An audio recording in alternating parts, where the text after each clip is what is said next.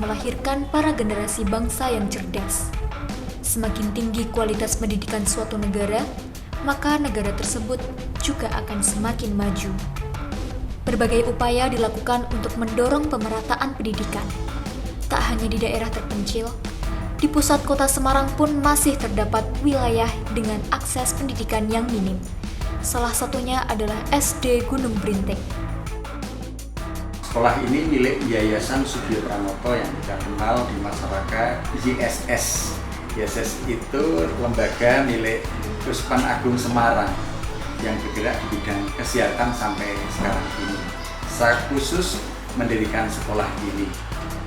Sejak 1 Agustus tahun 71, pengelolaan sekolah ini diserahkan kepada Yayasan Panguduluhur yang ada di Semarang. Waktu itu didirikan oleh biarawan Katolik yaitu Bruder FIC.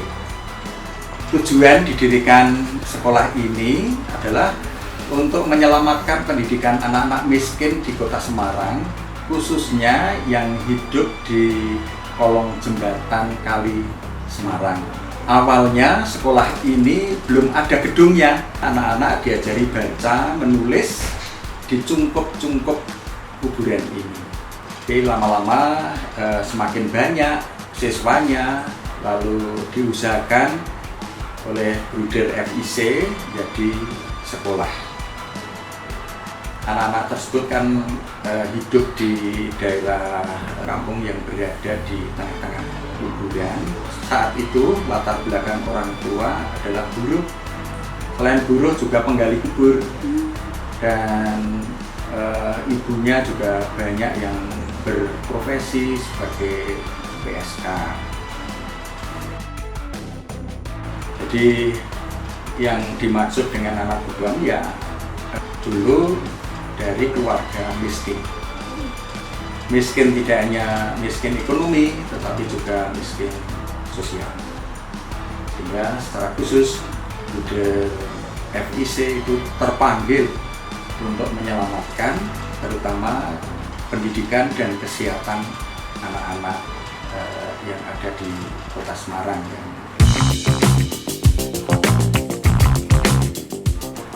Sekolah ini operasionalnya itu dibiayai oleh yayasan selama ini.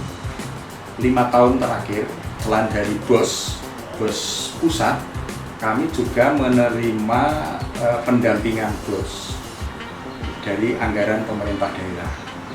Jadi sekolah ini termasuk sekolah bebas pungutan. Anak-anak sekolah gratis.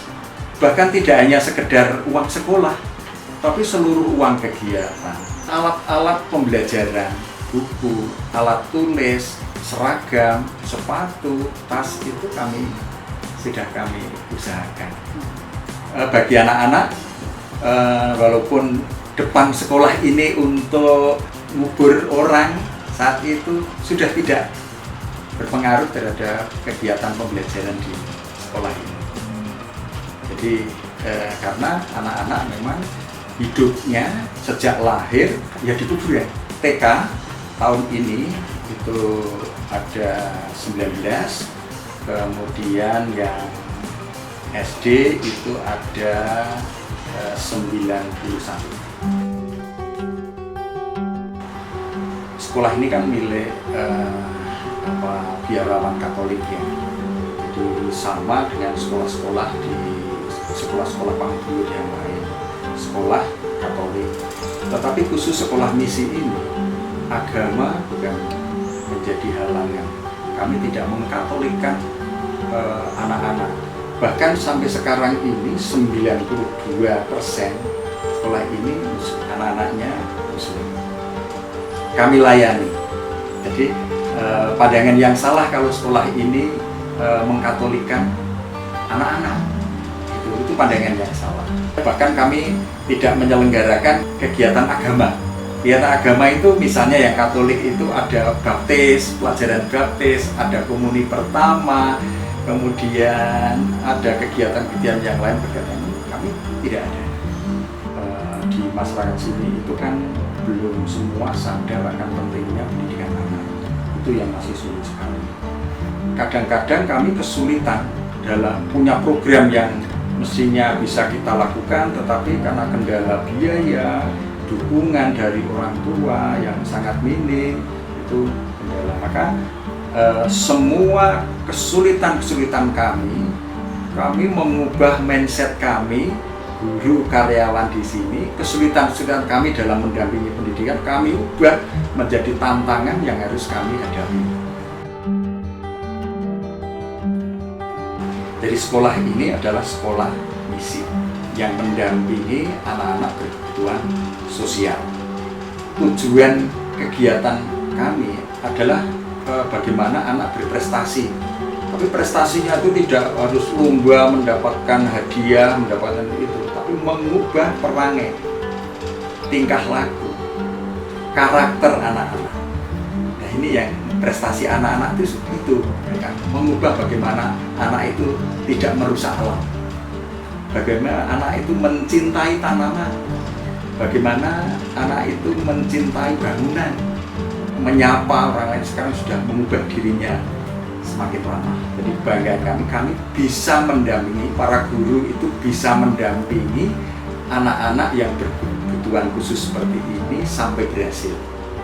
Ini pertanggungjawabannya tidak hanya sekedar pertanggungjawaban kepada orang tua, kepada yayasan, atau pertanggungjawabannya kepada dinas pendidikan. Kami itu terpanggil, maka terpanggil lalu pertanggungjawaban kami itu kepada yang di atas. Ini yang menguatkan kami untuk mendampingi.